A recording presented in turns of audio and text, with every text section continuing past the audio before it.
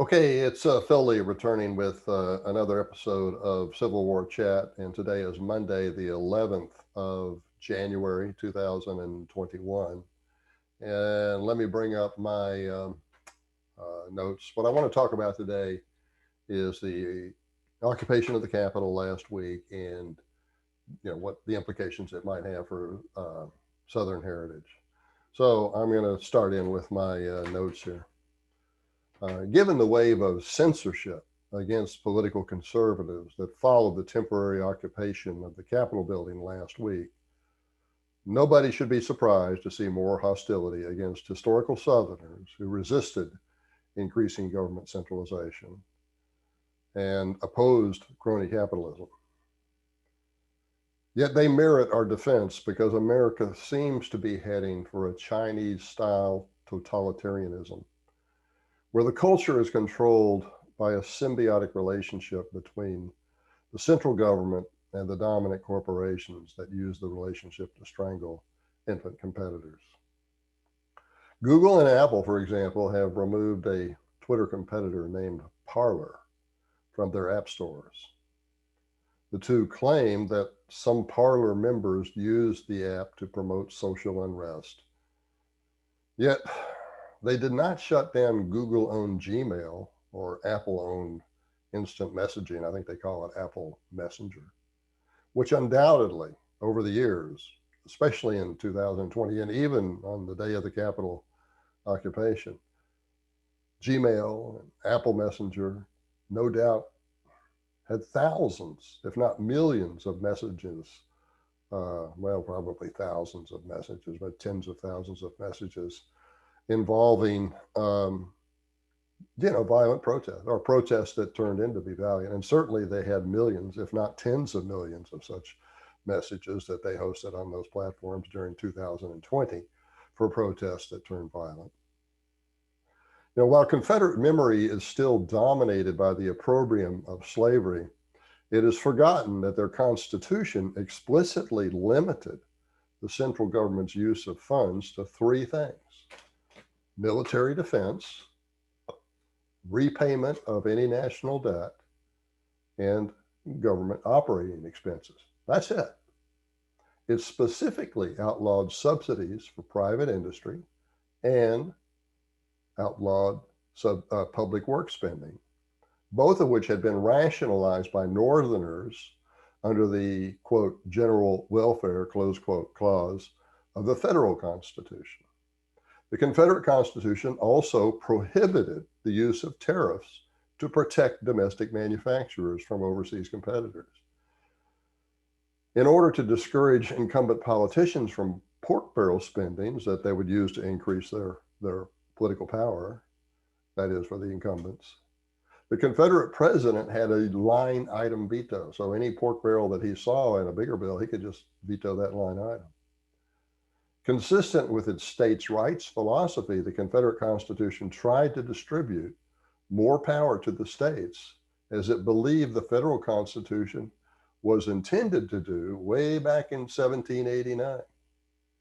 The Confederate Congress, for example, had no role in amending the Confederate Constitution. The process could only begin in a convention of the states, which could be started by as few as 3 states. When you study that Constitution, the Confederate Constitution, you'll see there are many provisions in there that seek to distribute power to the states and restrict it to the central government. And so I think someday our country is going to come to appreciate that. Now, let me continue. Although the Confederate Constitution authorized a Supreme Court, the Confederacy never had one.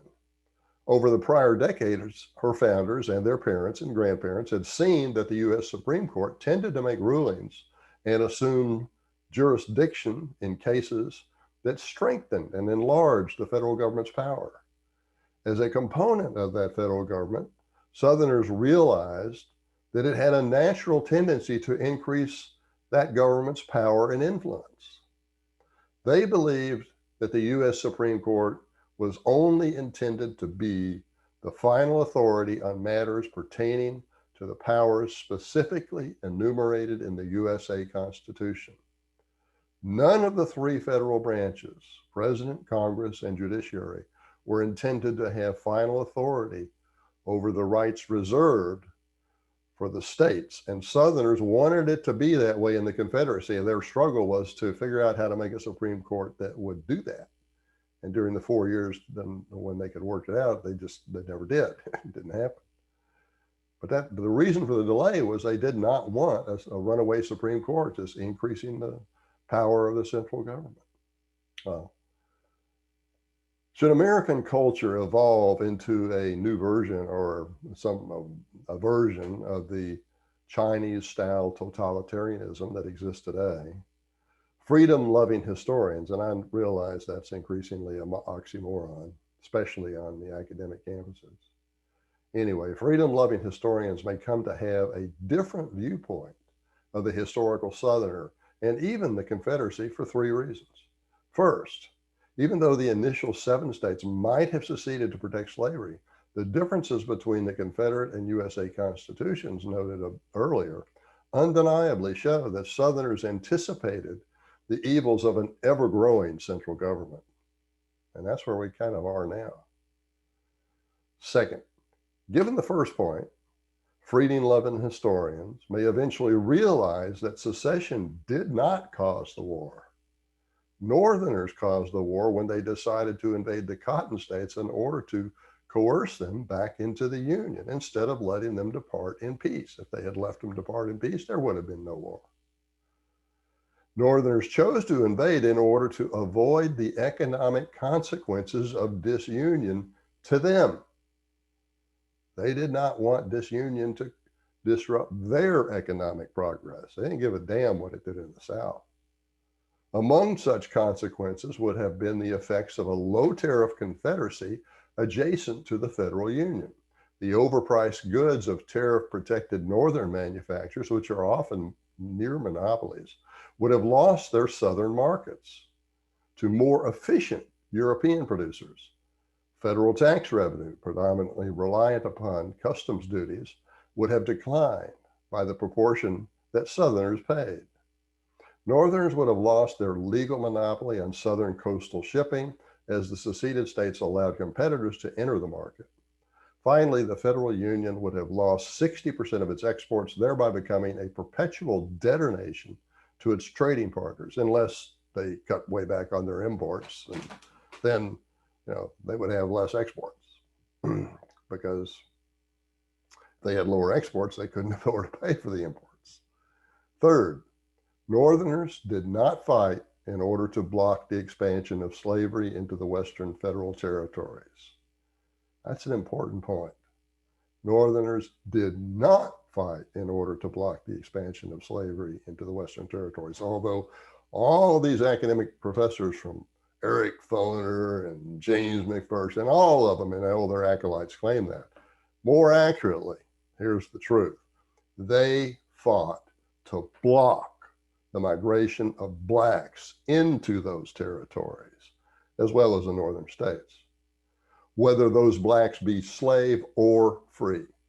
In 1846, for example, Pennsylvania Congressman David Wilmot introduced a bill that would require all territories acquired during the then present Mexican War not to have slaves as residents. It would prohibit slavery in those territories. But Wilmot disclosed his true feelings when he said, quote, "I make no war upon the South, nor upon slavery in the South. I have no squeamish sensitivities upon the subject of slavery, nor morbid sympathy for the slave. I plead the cause of the rights of the white freeman. I would preserve for free white labor a fair country, a rich inheritance, where the sons of toil of my own race and my own color can live without the disgrace which association with Negro slavery brings upon free labor." Future President Abraham Lincoln felt the same way when he said in 1854, 7 years before the Civil War started, "The whole nation is interested that the best use shall be made of the federal territories," meaning the ones in the West. We want them for the homes of free white people, close quote. 4 years later, he said, I am not, nor ever have been, in favor of bringing about in any way the social and political equality of the white and black races. And as much as any other man, I'm in favor of having the superior position assigned to the white race, close quote. While working yesterday on a post to defend Robert E. Lee, I searched for quotes about the value of tradition. My Google search provided hundreds of quotes, but after examining 10 pages, I found that nearly all actually disparaged tradition and emphasized reasons for abandoning tradition. That's the Google search. Now, in contrast, a Bing search provided many quotes that underscored the value of tradition. One example from Henry James that shows we should be cautious about before casting aside our traditions was, quote, it takes an endless amount of history to make even a little tradition, close quote. In short, I am suspicious that the Google results were chosen to intentionally demean the value of tradition and promote the idea that tradition should be rapidly discarded for the so-called better ideas of today.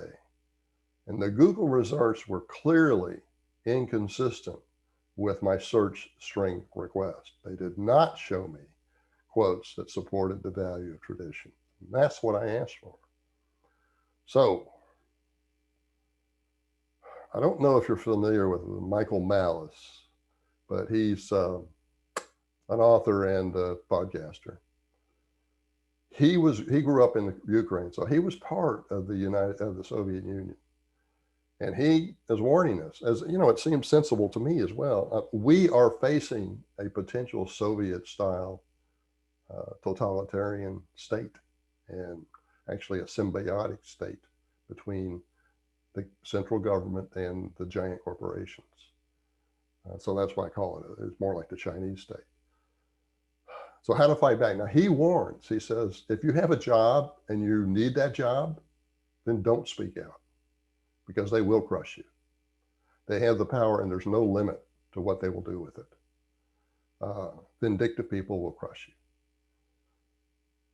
Don't speak out. If you're dependent upon that job, or if your business is dependent upon people not knowing how you feel, then don't speak out. So what you should do is support those of us who can speak out. Now, in my case, the way you can support me is by buying my books. Okay? This one, for example, Causes of the Civil War.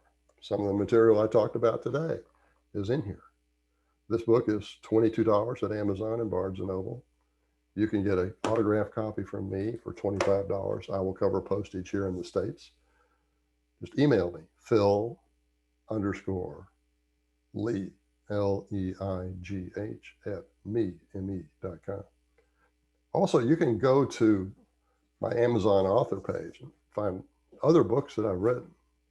Here's the Confederacy at Flood Tide, which covers a period from June 62 to December 62, when I think the South came closest to winning its independence.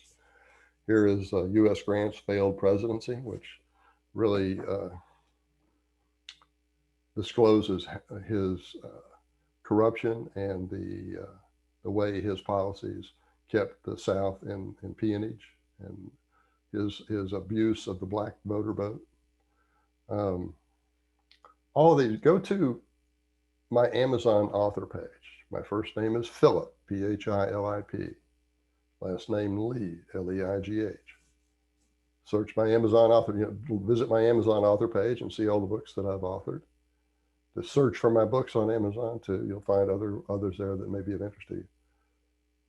But you'll get two benefits by buying these books. One, if you don't know the material, you'll learn something new. You'll learn something that you won't find in Eric Foner, James McPherson, and David Blight, and all their multitudes of acolytes. And the second thing is that you'll be supporting somebody who can speak for you. And that's important. That's important from what we're facing right now. So finally, I forgot to mention, as I should be mentioning, up there in the upper right, if you click on that notification bell, you will get notified every time I have a new episode of Civil War Chat. And okay, well, thank you for watching today. Until next time, I look forward to seeing you at that time. Thank you.